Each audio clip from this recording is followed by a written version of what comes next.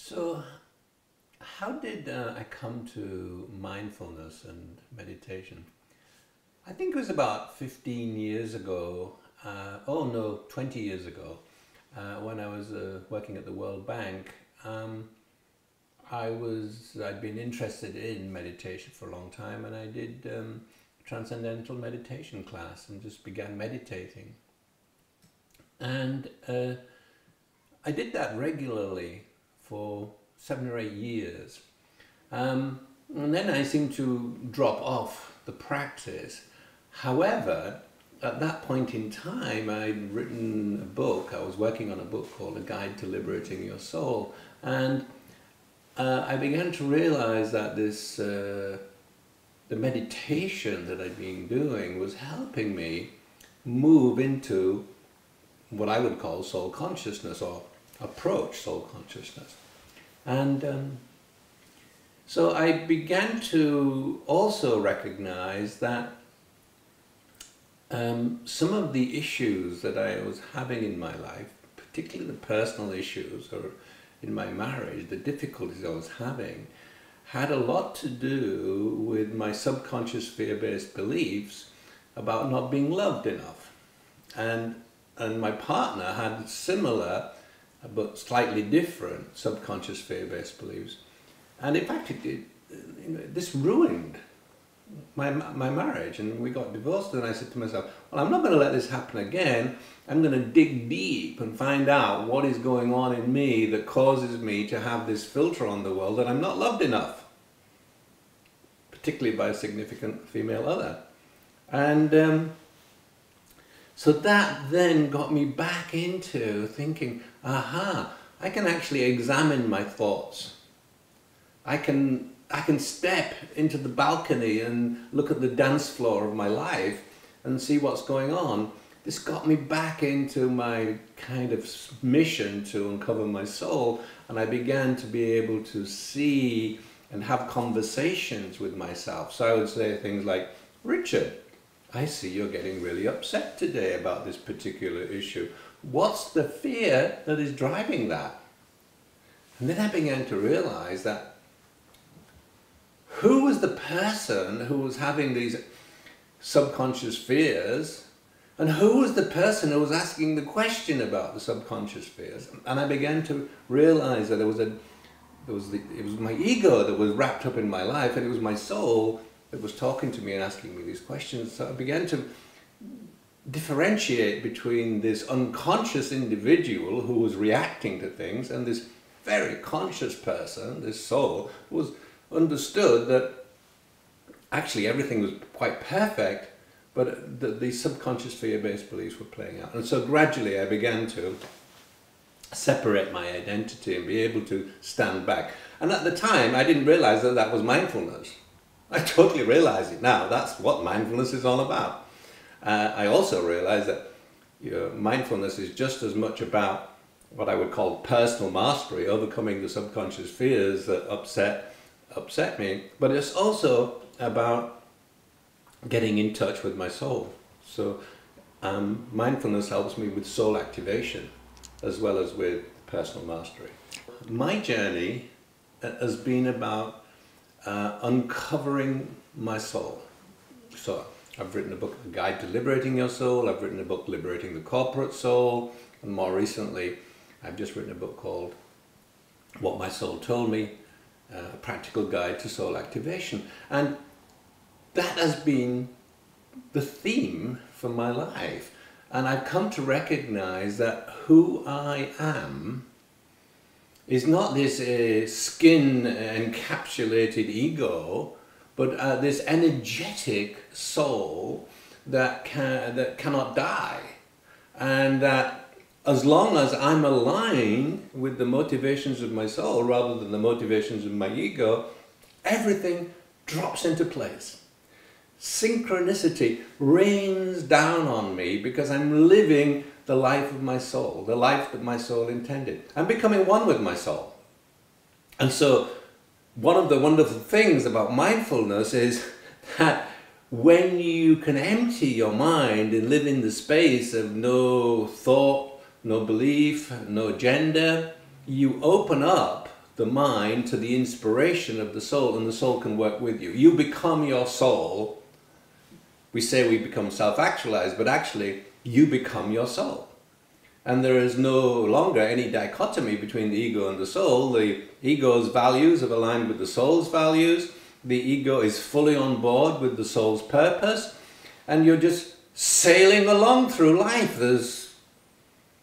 If problems arise, you see them as opportunities. Or at the worst, challenges. But you get into flow.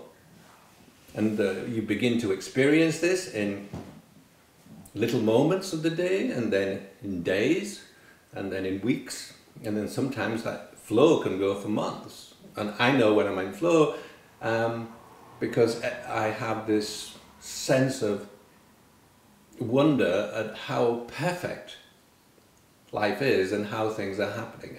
That isn't to say what is going on in the world is absolutely perfect. I mean, it's perfect in one way, that people are learning lessons about how to live together, and it can be upsetting, but not to get wrapped up in the fear. As soon as you start getting wrapped up in the fear, you become part of the problem, not part of the solution.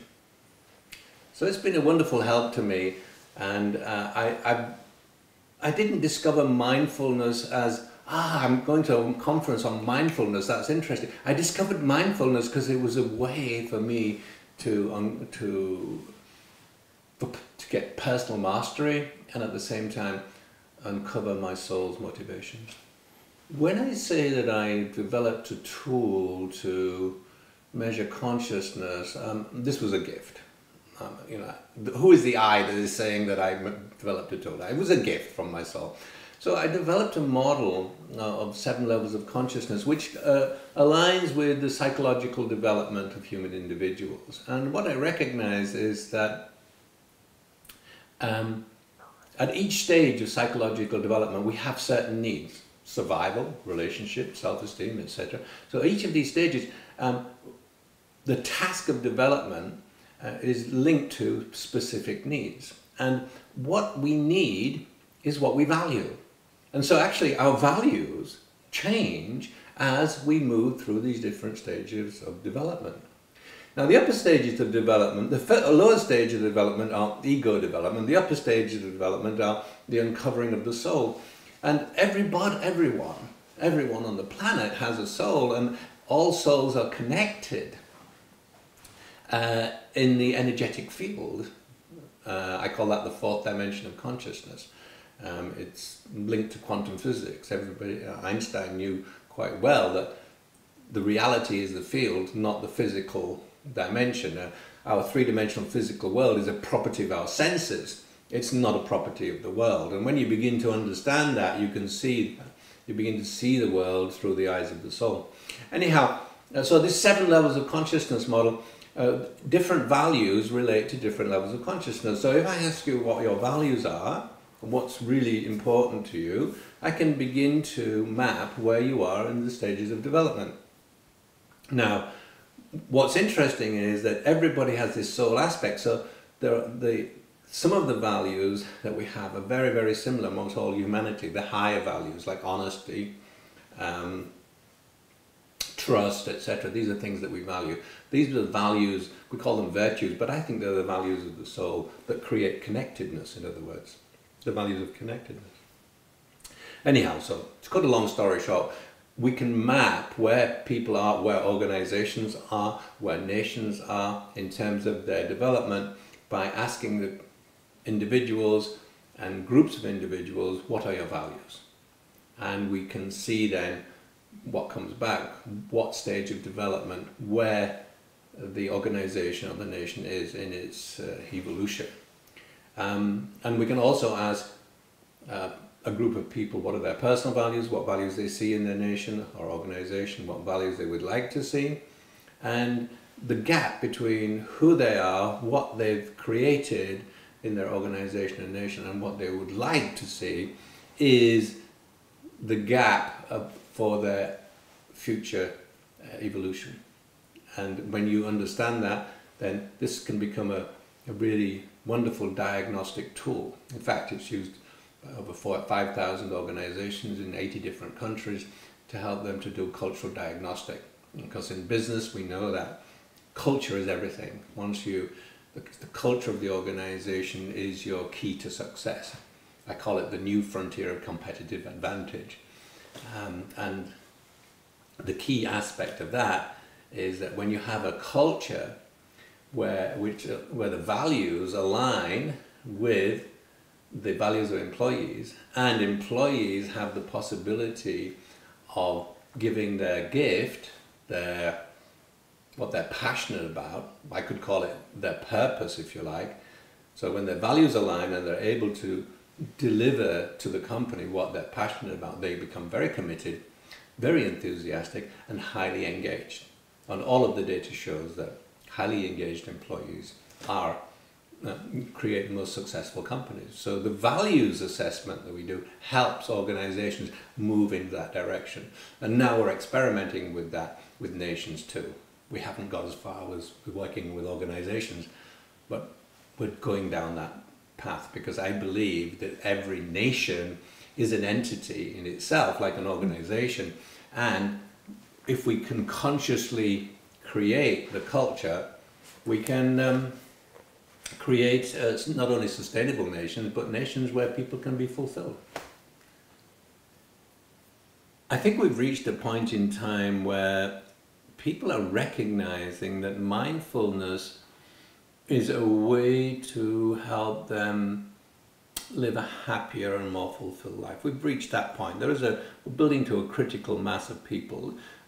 Just as maybe a decade ago, there was a critical mass of people who began to understand that meditation had many benefits. And we know when we get to that point, because it begins to be a topic of research in the universities. Usually universities lag behind what's going on in society a little bit, in some areas, other areas they lead.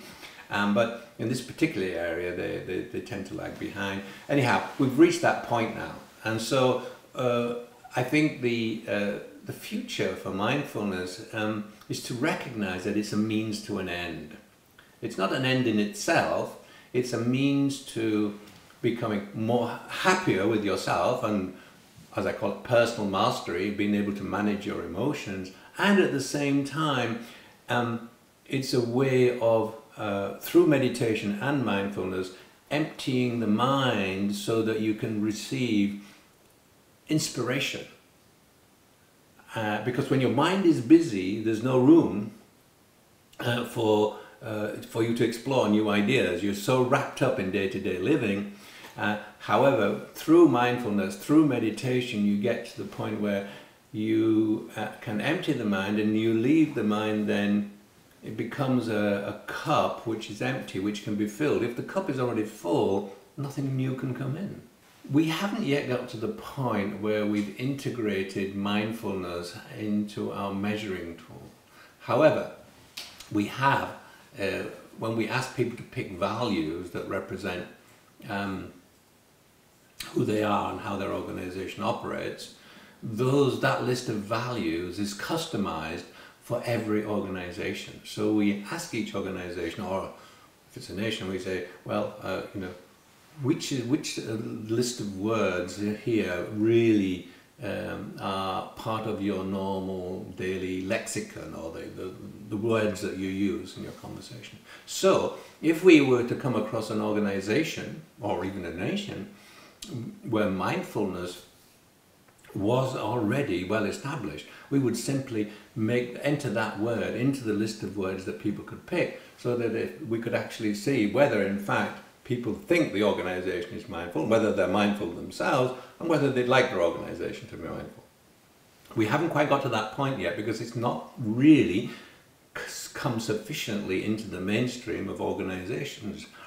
So we've never had a request yet to include mindfulness, but it would be so easy to do that, and so that it would become, we could tell to what extent people wanted more mindfulness in their organization, and to what extent they already had it.